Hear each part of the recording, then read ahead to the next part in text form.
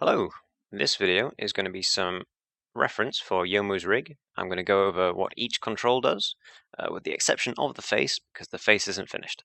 When the face is finished, I'll make a separate video just for the face. The model, this mesh here, is by David Rice. He's our modeler, it's very good. Links in the description to his stuff. The rig itself is not quite finished. I still need to do some skinning work, which is basically just how the mesh deforms when I move a control. So you'll see if I just move this, it doesn't look right. That's fine, don't worry about it. For the purposes of this video, the rig is as good as. And when the rig is finished, it will be made publicly available. So anyone who wants to play with it can get access to it. As long as you use it under our terms and conditions, give us credit, don't sell it. That's it, pretty much. And without further ado, let's get started. First thing we're going to do, because we're animators, we're going to turn the joints off. We don't need to see those. We just need these little blue lines. Okay, first control, this one down here. This is your master control. Moving this moves the entire rig. Scaling this scales the entire rig. On the feet, we have these foot pads. These control the general position of the foot. So you move that, moves the leg accordingly.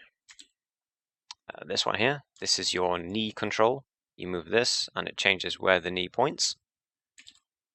On the foot pad, there are some fine foot controls. These 5 boxes here. These control individual parts of the foot. So ankle rotation, you put that up. That controls the rotation of the ankle, funnily enough.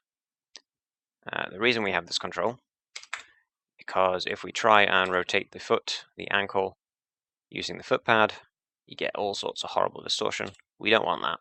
We use ankle control instead. We would use ankle control instead,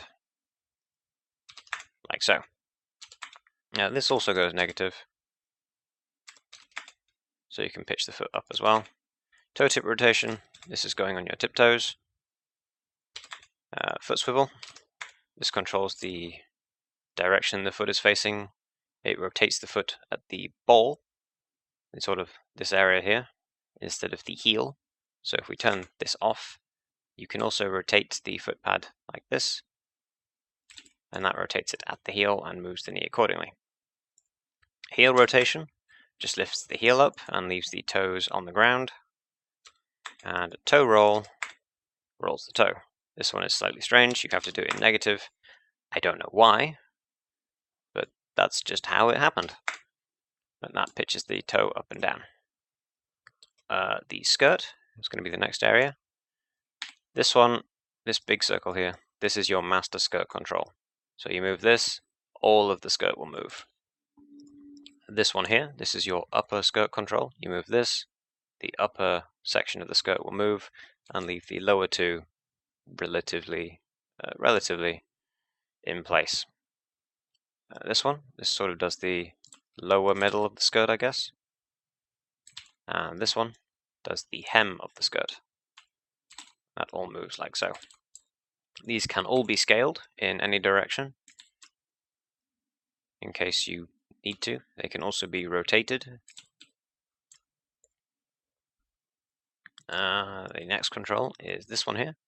This control moves the waist and makes everything follow accordingly. So you can have some of that shimmy in action. This control moves the entire body except the limbs. So when you move this, all the limbs stay in place, but you can rotate the body, do whatever with it. Next, we have this control. This is your spine bend control. This is pretty much only for bending over. So, that's pretty much all it does. The reason we have that is because this control, this is your upper chest control, it's pretty bad at bending over. So, you can approximate it, but it's just not as good, not as easy. I mean, ideally, you use both controls to get a more natural bend in the spine, but just for quick things, just use this control to bend the spine. The upper chest control controls all of your upper chest movements, side to side and rotations, all that good stuff. And this control here, this is your head control. This kind of just controls the rotation of the head, like so, up and down, left and right. And these controls, these are your shoulder controls. These control the sort of lift and direction of the shoulder, like so. This one, at the back here, this is your elbow control. This is much in the same as the knee control. You move this, the arm rotates accordingly, moves the elbow. This control at your wrist here, this is the primary method of moving the arm. You move this control back and forth, the arm will move as it should. As you can see now, we move the elbow control, elbow pitches up and down nicely. I guess it doesn't pitch, it translates, but whatever. Now this control on the fingers here, this is your sort of global finger control. You have these 5 boxes here which you can drag select. You put a value in there and it'll change all of the values. This goes from -5, like so, to give you that sort of upwards finger curl, right down to 10 and all increments in between to give you your fist control.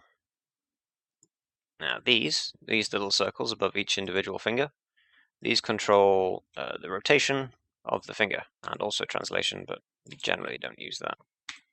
So you can sort of spread the fingers out, get a nice palm shape going on, like that. This one here, this is your palm control. What this does is it kind of allows for finer control of the palm and the hand, and with it you can sort of create a more natural fist. But it's just a nice control to have. That's it for the body controls. Face controls, I'll be going over in a different video once the face controls are finished. The last thing I've got to go over is the sword controls. So this one here, this is your primary sword control. Sort of controls the rotation of the sword. Can also do translation, but we don't need to do that for reasons which will soon become apparent. This one here, this is your tassel control. So you can turn the tassel and make it look like it's not defying gravity. And now the last thing is how Youmu will wield the swords. So in order to make the sword follow the hand, you need to go into the Windows Outliner. This is basically your hierarchy. As an animator, all you really need to see for this rig is the swords group. You open that group, and there's primary sword offset and secondary sword offset. Your primary sword, the big one, it has these 2 things here: primary scabbard and right wrist control. In order to make the sword follow the hand, you set the primary scabbard to 0 and the wrist control to 1. Now, because the hand is all the way up here, it snaps the sword to the hand. However, if the hand was on the sword, about to draw it, the sword wouldn't snap anywhere, because, it's just where it should be, and it will just start following the hand. And it's nice and easy, like so. With the sword control, you can also rotate the sword whilst it's in the hand, and it will still follow suit. These can also be keyframed, so you can have the sword follow the waist for like the first half of an animation, and then you can snap it to the hand midway through the animation using these things. You right click on them, you say key selected, and that gives you keyframes. This is also true for the secondary sword offset, except this one goes to the left hand. So you say 0, you say 1, bam, done.